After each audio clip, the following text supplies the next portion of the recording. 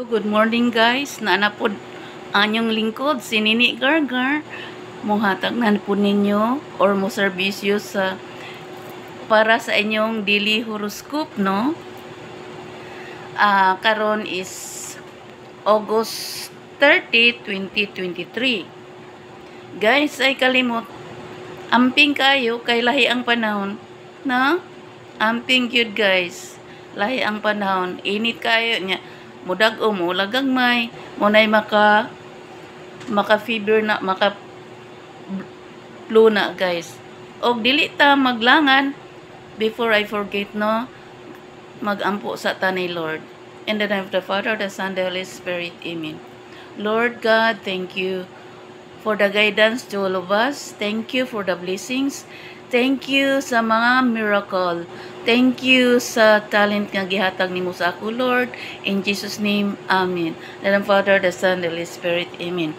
Okay, in Jesus' name, karon ipadayon nato ang inyong daily horoscope. Okay, ang nata sa January na sa pagkabalisa karon og tungod ni ini nahimong nahasol siya pag-ayo unsaon pagsulbad. Then February makatugkad siya nga karon dunay mga pag-alagad, gikinahanglan niya ang pag-ayo og pagtarong kay dunay mga pag-alagad nga hasol og kaguol. Kini iyang po ni Lord nga tanan makalmahon og dili madala sa niya ilang gibati karon. Din March, ang March aduna siya takos nga makigatubang ni bisan kinsa.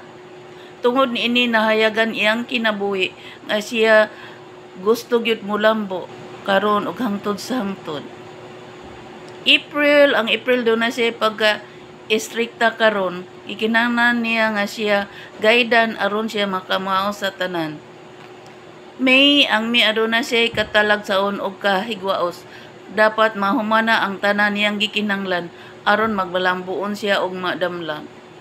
June, ang June nahadlok siya nga dili siya matap.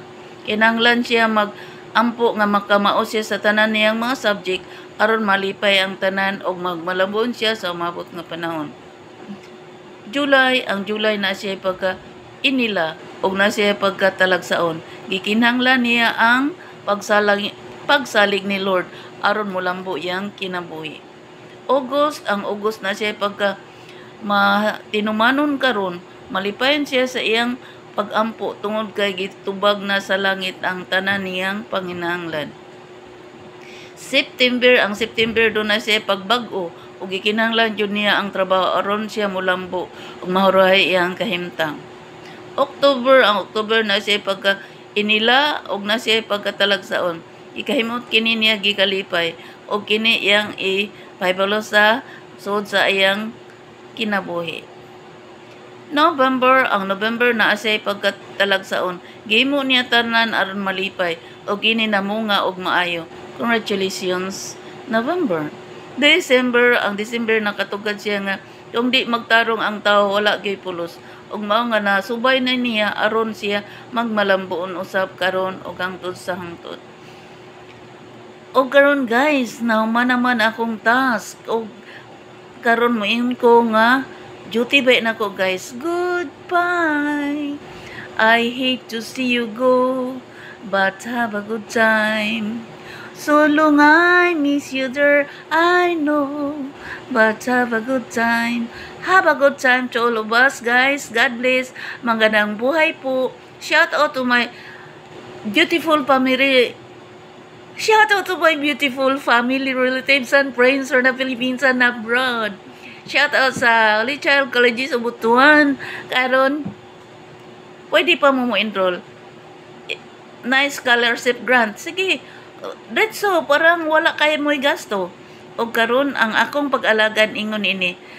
Ang akong gihimo nga kapalaran wala ibase sa inyong zodiac sign. Unsa may zodiac sign? Pare ana Aquarius, Gemini, Libra, Cancer, Scorpio, Virgo, Capricorn, Taurus ug uban pa. Wala ko mobase ana guys. Ang akong ibasihan mao ang kung unsa mo nataw nga bulan. Kana ra guys ha. Okay, God bless, marang buhay po mo ha.